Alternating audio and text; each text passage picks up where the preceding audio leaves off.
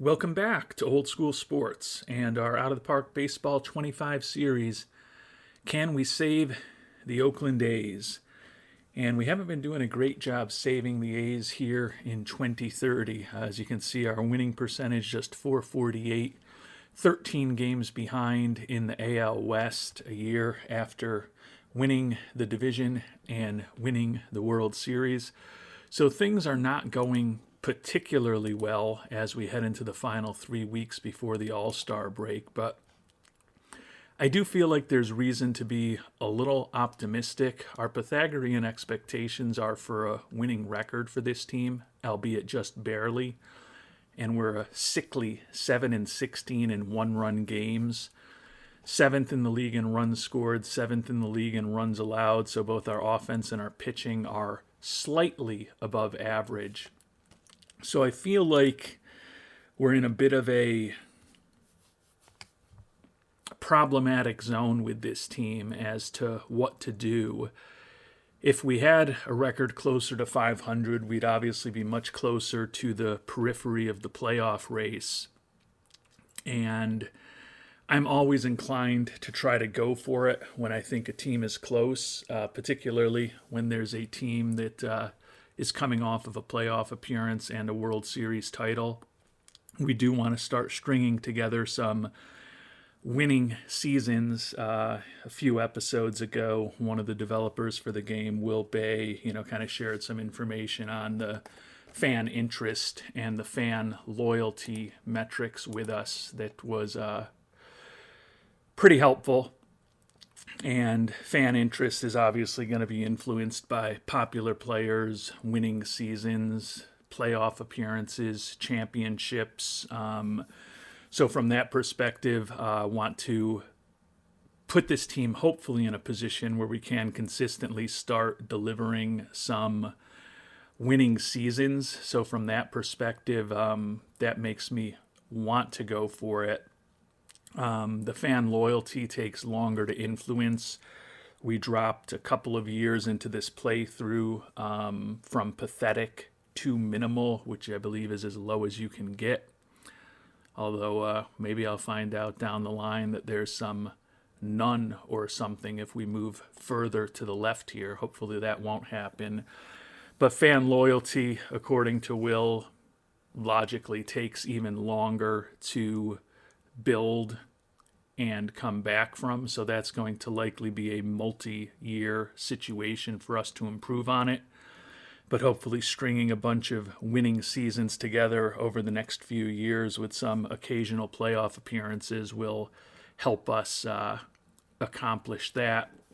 From what Will said, fan loyalty, and these are now my words rather than his,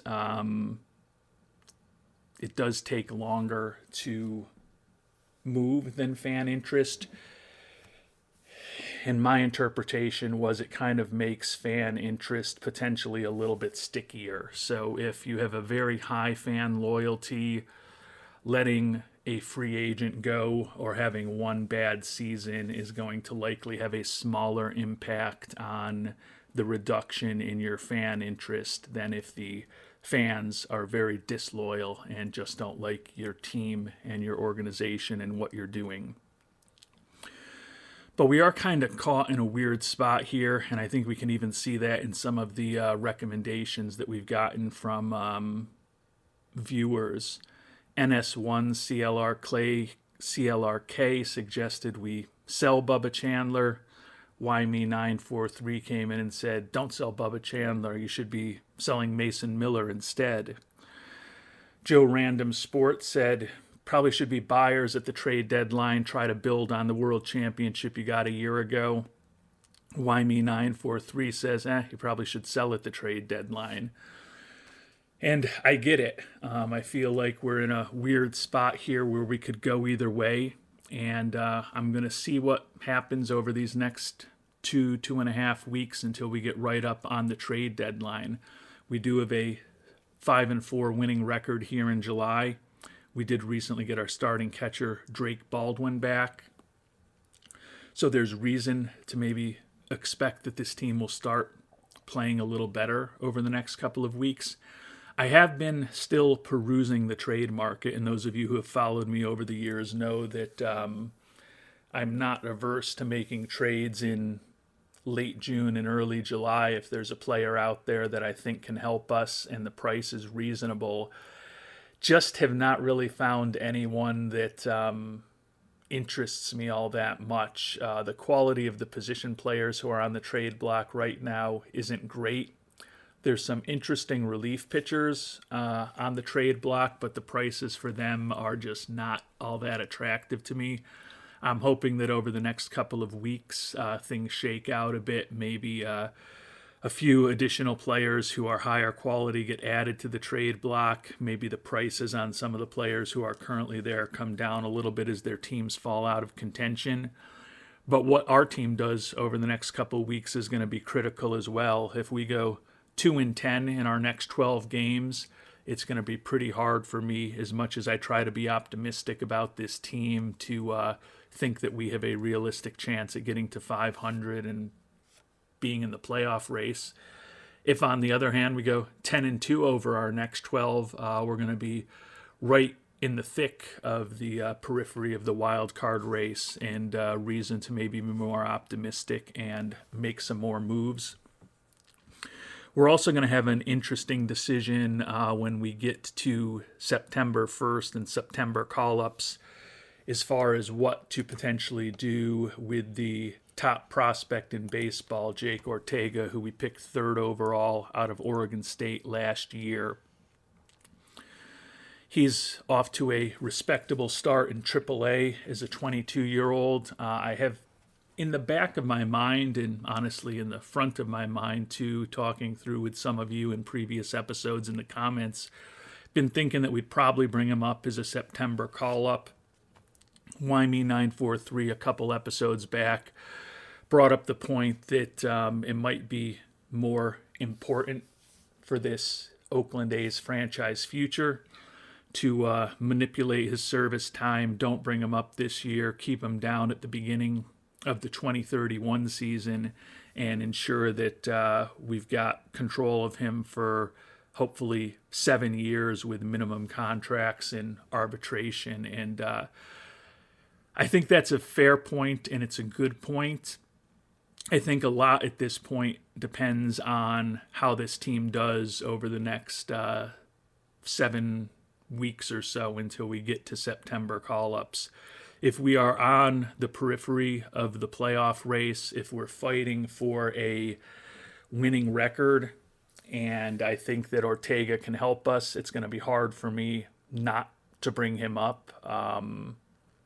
What I could end up doing in that situation, though, is keeping him down in the minors for the first couple months of 2031, which would kind of still let us manipulate his overall service time and keep control of him for just as long as Wyme943 suggests. Admittedly, that's kind of a robbing Peter to pay Paul kind of situation. We give ourselves a better chance this year, but then if we keep him down the first couple months next season when he's really ready to contribute to the majors, we're just hurting that team and its prospects for a winning season and making the playoffs. So right now, it's not much of a decision. You can see he's kind of average major leaguer in terms of his contact and gap power, still below average in terms of his power and eye.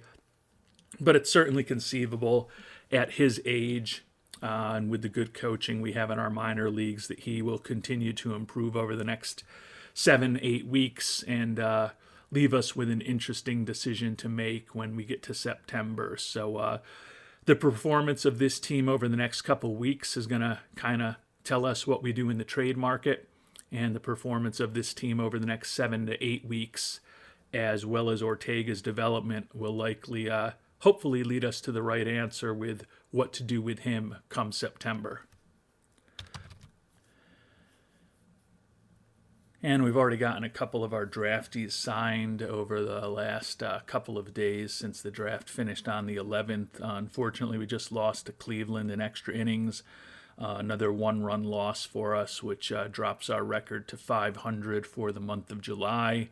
and drops our record, I believe, to 7-17 in one-run games this year.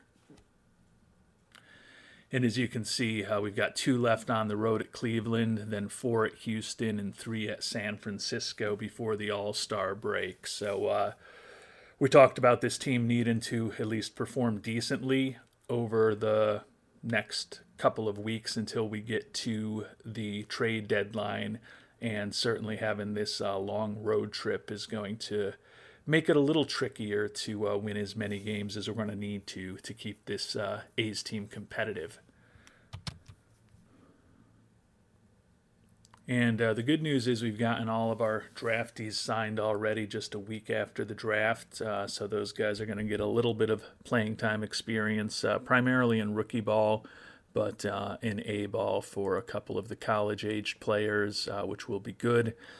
The bad news is that I think I jinxed ourselves talking about the fact that if we have a real bad run here, we may look to be sellers because we've gone 0-6 so far on this road trip. Have 1 game left with the Astros to at least salvage a game and avoid a 4-game sweep before heading to San Francisco for the final 3 games before the All-Star break. But we've dipped to 15 games below 500, and as you can see, with 3-2 losses to Houston in a couple of games in this series, we've continued to struggle mightily in one-run games this year.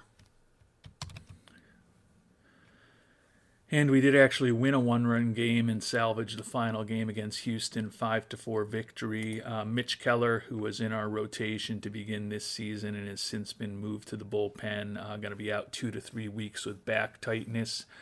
Opens up a roster spot for us if there's a trade for us to make. As far as a pitcher, I don't know that there really is. And given the way we're struggling, I don't know that unless it's a bargain deal, we probably don't want to be giving up too much in the way of guys that are important to our future to bring on help right now. But we'll decide whether to look to AAA for help or perhaps the trade market, but Keller likely out until early August. And we've brought up Sean Manaea from AAA, a guy who we signed as a minor league free agent in March. He had done a good job for us as our closer, 24 saves and a 3.35 ERA over 43 innings. Although he's capable of starting, we're going to put him right into the bullpen. Hopefully he can help stabilize things there. We also do have an offer outstanding for a pretty good closer who may be able to help us. We'll see what the response is to that offer shortly. Have to give up a decent prospect to bring a rental on board, but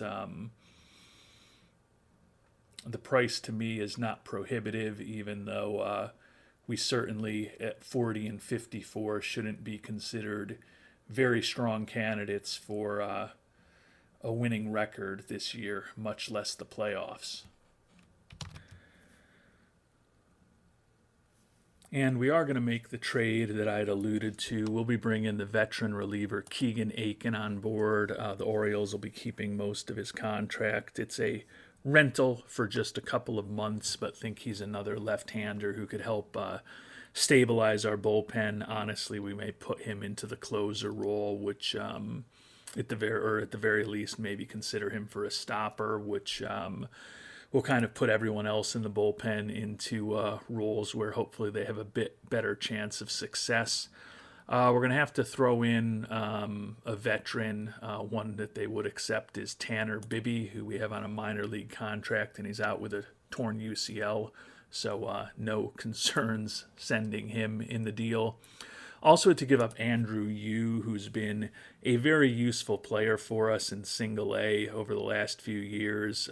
He's kind of aged out of being able to play there in terms of his tenure in the league. But because we haven't moved him off the squad, we've been able to game the system a bit and keep him there. He's been a captain personality, a great influence on the clubhouse, on our real prospects, but we've got enough real prospects now that he's not an everyday catcher for us there, so fine moving on from him. Danny Wallace, a 23-year-old left fielder who we picked in the 7th round in 2025, not a big-time prospect. But the somewhat legitimate prospect we have to give up is first baseman Noah Franco. You may remember him. He's a potential two-way guy that we picked in the 2nd round in 2025. Has never really done much as a pitching prospect, and honestly, when we look at his hitting prospects, he's 24 years old. He hasn't completely developed, and even if he completely develops, he's a very borderline major leaguer. He did do well in Double-A this year, 15 homers and 269 at-bats. We promoted him a few weeks ago to Triple-A Las Vegas, where he hasn't done too much. Don't view him as a big part of our future at this point, so we're willing to include him to bring Mr. Aen on board. So we are going to go ahead and add Bibby into that contract, and we're going to go complete the trade. Aen will be on board.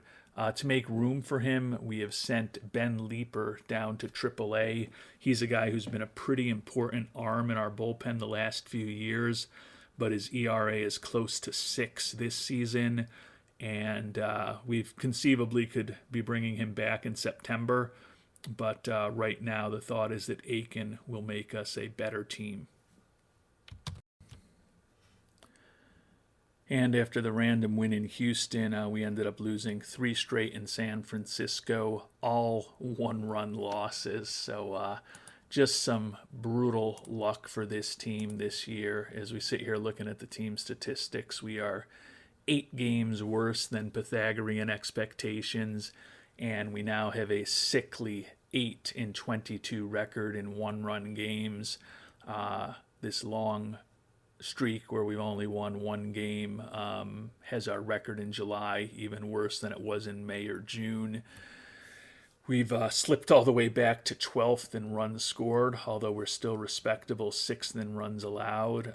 So haven't been scoring much, and apparently we're in a pretty close race in that category because we were 7th just a week and a half ago, and we've dropped all the way back to 12th. So a lot of jumble in the middle, but 1-9 in our last 10 certainly makes me quite reticent to go too hog wild trying to bring on talent that can help us here at the trade deadline. I think I'm going to at least put a couple of our arbitration eligible players or players who are going to be making bigger money next year that may be guys we need to move on from this offseason on the trade block now, not necessarily thinking that I'm going to dismantle things because we still have rights to those players or contracts with those players for next year. So I think we could still easily trade them this offseason. But if someone blows me away with an offer, I'll certainly think about it. And we've limped into the All-Star game. We'll see who makes the team here a year after a World Series championship. Joe Rock, who we signed as a minor league free agent with a major league option. Liked bringing the lefty on board. He started the year in our bullpen. He's since moved to the rotation. 5-4 record with a 2.44 ERA and a 2 WAR on the season. So he has been very solid for us. Hunter Brown, who we signed as a minor league free agent this offseason, also 3-0 record with a 2.86 ERA working out of the bullpen. So a couple of pitchers who we just signed this past offseason make the All-Star team for us. Tyler Soderstrom, now a back-to-back All-Star after leading the AL in hitting a year ago. Batting averages dipped to 263 this year, but still does have 23 homers, 72 ribbies, and a 124 WRC plus for the now 2-time All-Star. Colt Keith also makes his 2nd All-Star team with Oakland, his 5th overall. 297 average, 22 homers, 69 ribbies, a 148 WRC plus, and a 3.4 WAR on the season for Mr. Keith. So despite a pretty brutal 40-57 record and that 1-9 record in our last 10 games, We do end up with 4 players on the All-Star team this year for whatever that is worth. And just to really confuse our thinking as we come out of the All-Star break, we swept a series against San Francisco and were pretty dominant, winning 13-2, 9-3, and 8-2. So we go back on the road, where obviously we had that brutal 1-9 road trip that really threw this season into a spiral that we probably will not recover from. I feel like it's important to try to keep this team competitive. We also need to be honest about things and acknowledge that we're in the last year of our contract, and although we won the World Series a year ago, John Fisher wanted us to reach the playoffs this year, and right now, 100 games into the season, we're 43-57. I don't think we get fired, but honestly, the .430 winning percentage that we've put up this year is right now the worst of our tenure in Oakland. So I certainly can't rule that out. So from that perspective, I want to try to remain competitive. You can see with the big numbers that we put up against San Francisco, in theory, we're a winning team at 51-49 if you look at the numbers, but not the case on the field. 10th in runs scored, 5th in runs allowed.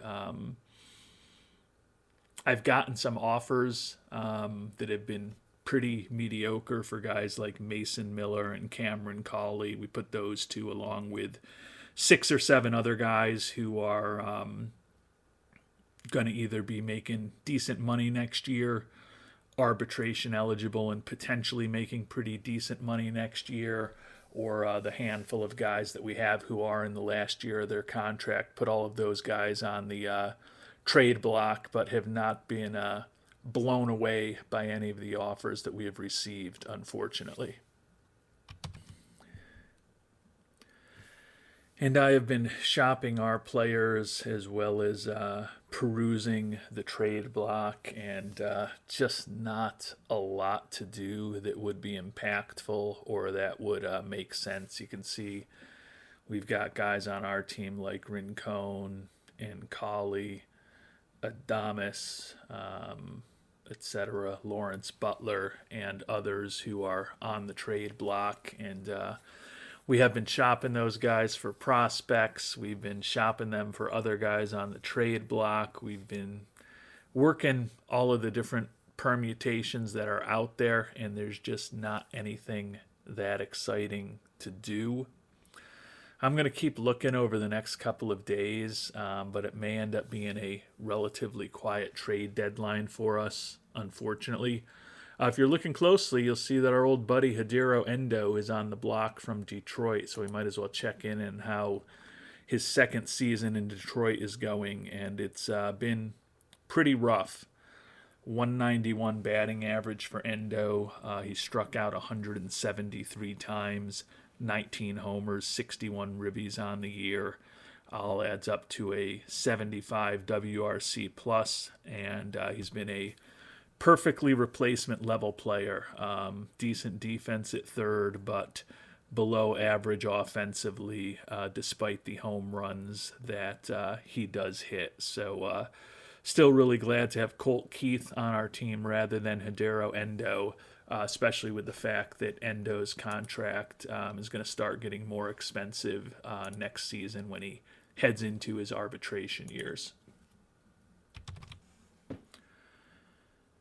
And we have somehow, somewhat inexplicably to me, come up with a monster trade that I think we're going to do. And it's not the type of trade that I generally like to do because we're giving up the best player in the deal. But I think it makes some sense. We're sending Willy Adames, who we've got a $4.4 million team option on next year that we're absolutely not going to exercise.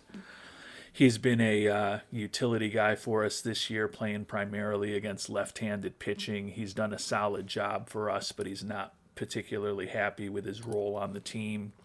And he is a captain, so that could be a little bit of a negative influence. But he's not part of our long-term future.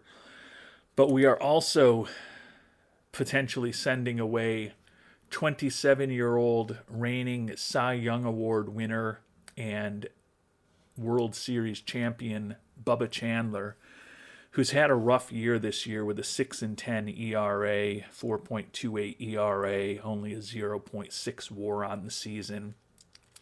Still signed to a pretty reasonable contract. He's going to be making $4 million next year, $4.5 million the year after that before team options kick in. But as we've talked about in previous episodes, his personality has gotten a little bit sour after he won this Cy Young Award. He seems to be thinking quite highly of himself, and he's also deteriorated to the point where he actually is a selfish influence in the clubhouse.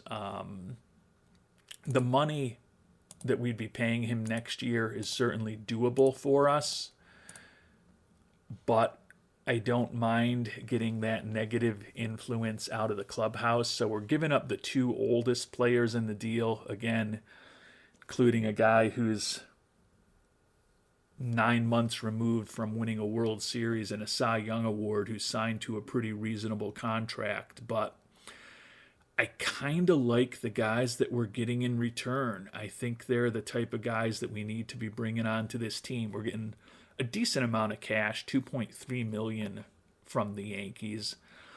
We're getting Justin LeBron, third baseman, 25 years old. He's still going to be making the major league minimum next year. So if we do end up having to move on from Cameron Cawley or Brian Rincon, LeBron could definitely fill in an infield role for us over the next few seasons. He's solid defensively at a number of positions. He's got a captain personality to replace Adames, and he's been an average offensive player this year, although admittedly he was a well below average offensive player a year ago. But for a utility infielder, to have someone who's versatile, can play good defense, decent runner, great personality, and a bat that, although not great, is at least competent. I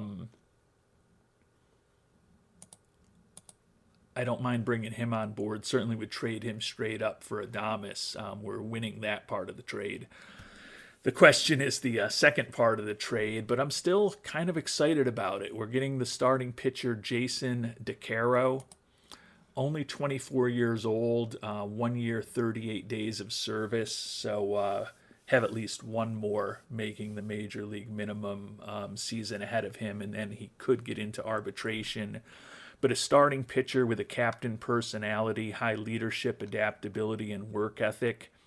He's 5-7 with a 4.04 ERA this year for the Yankees, but although his stuff isn't incredibly impressive, it's major league average. He's got decent movement on his pitches. He does have a 4-pitch arsenal.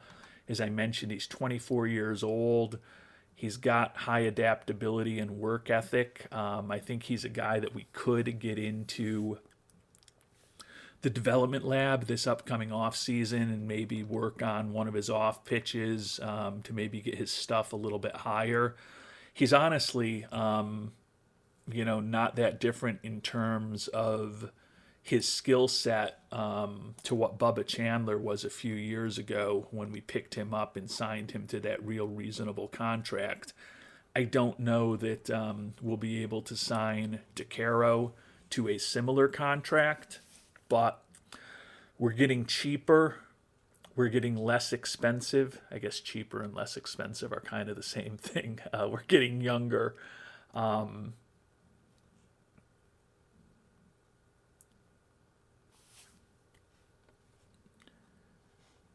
don't love Chandler's personality, and he's also more than 3 years older than DeCaro. He's more expensive than DeCaro, And although Chandler's the reigning Cy Young Award winner and certainly more accomplished than DeCaro, looking at their profiles, it's not inconceivable to me that over the next 2 or 3 seasons, DeCaro is just as productive in the majors as Chandler is. And I think I certainly like LeBron over Adames. And in the situation that we are in, whereas I've talked about Rincon and Cauley, it's impossible that both of them are going to be back with us next year with the money that they're going to be making in arbitration.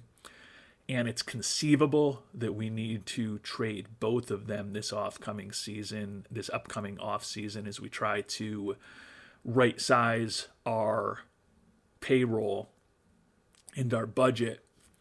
And having a guy like LeBron on board making the major league minimum next year, I think gives us a solid option who can fit in there potentially with Soderstrom, Colt Keith, Hideki Arakawa, maybe even a Dian Jorge as a second baseman, shortstop type for us.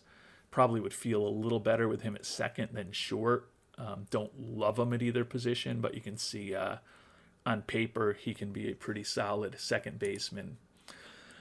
So we are going to go ahead and trade away the reigning Cy Young Award winner. As I said, I'd have to go back and look, but his personality has really gotten problematic over the last 12, 18 months since he's won that Cy Young Award. He's not pitching as well as he did a year ago. Over the course of his Oakland career, he's been a solid pitcher, 109 ERA plus, 103 FIP minus, 6.2 WAR over parts of 4 seasons here in Oakland. So he's been important to us. But as I said, his top-end pitches are better than DeCaro's. But I don't think he's so much better that I don't make this trade. We get younger, we get cheaper, and I don't think we're all that much worse this year. We might even be better this year. So we're going to go ahead and make this big trade with the Yankees. Players disappointed that Adames leaves. Hopefully some of the 2 new captain personalities that we'll be bringing on board in DeCaro and LeBron will help offset that. And we're going to plug Mr. DeCaro right into the 3 spot in the rotation that Bubba Chandler had. For those of you who are wondering, we could have put Mason Miller into that trade instead of Bubba Chandler and basically had it done in the same format. I did think about it seriously because Miller is going to be making more than Chandler will be next year, and he's fragile physically and he's older. I just felt like it was time to get that personality of Chandler off of this team. Miller has been better than Chandler this year. Miller is still a guy who we may look to trade this offseason. He does have a little bit of trade value, obviously, since we could have swapped him in for Chandler instead and basically got the exact same deal done. But I still like Miller's stuff. And I do like the fact that he's a less disruptive influence in the clubhouse, even though he's set to be making a little more than Chandler next year. It's conceivable that we move on from Miller this offseason as well. But for keeping this locker room intact and most importantly bringing Mr. DeCaro on board, felt that Chandler was the guy that we wanted to get rid of right now. And you may have noticed while you're looking at this screen that Ben Leeper's back. That's because Sean Manaea has already ended up on the IL in his very short stint here with the Oakland A's. I guess his most recent stint with the Oakland A's, to be more accurate. And you can see here with the trades that we made, getting some contracts off of our books, and the fact that we ended up spending less on the draft than we had anticipated, that we've got money available to bring on a contract, but honestly, it might be more important for us to ensure that we make some money this year for Mr. Fisher, given that we're likely to miss out on the goal of reaching the playoffs, although we have, at this point, strung 4 straight wins together coming out of the All-Star break. Hopefully we can keep that momentum going over these last couple days of July, and if there's something to do in the trade market, we'll keep investigating, but I tend to think the deal we've just done is likely to be our big move. And we've made it to August 1st, past the trade deadline. Did explore some more stuff offline, and there was just nothing that seemed all that compelling to me. So we're going to continue to run with this very mediocre performing Oakland team over the last 2 months of the season. As we sit here on August 1st, 45-58 record, 15.5 out in the division as we try for a repeat, and we're 12.5 out for the wild card, so very unlikely that this team is going to make the playoffs. All-star Tyler Soderstrom, second in the league with 80 ribbies. All-star Colt Keith, second in the league with a 949 on OPS. And new addition Keegan Aen, second in the league in saves, although we ended up not putting him into the closer role. So we'll see how these last couple months of the season go. I think a big decision is going to be whether or not we bring up Jake Ortega in September. Still hope that this team plays better when all is said and done. We have won 5 out of 6 coming out of the All-Star break, although we missed the chance to sweep against Texas yesterday, but clearly that brutal stretch below the All-Star break may have put the final nail in the coffin of this season. As we sit here on August 1st, though, on paper, we're 3 games over 500. I know that the games aren't played on paper. They're played on a computer screen, but that 9-22 record in one-run games indicates to me that we've just gotten really unlucky. We're so far out that I don't anticipate things are going to swing dramatically enough for us to be a true competitor over these next couple months of the season. But could we play well above 500 ball in August and September? I think that is certainly possible. As we sit here, we're 10th in the league in runs scored, 5th in the league in runs allowed. So our pitching has historically been pretty strong in this playthrough, and that continues. The hitting has often been spotty last year, in part due to career seasons from Soderstrom, Keith, and Rincon. We were one of the top offensive teams in the American League. Hasn't been the case this year. It's going to be a huge struggle for us to even get this team to 500 this year, being 13 games under as we sit here on August 1st. But as we think about what we want to achieve with this team and what we're hoping to ultimately do as far as this organization getting as close as possible to 500, and certainly getting this winning percentage up from being the worst that we've ever had in this playthrough over these next couple months of the season are our primary goals.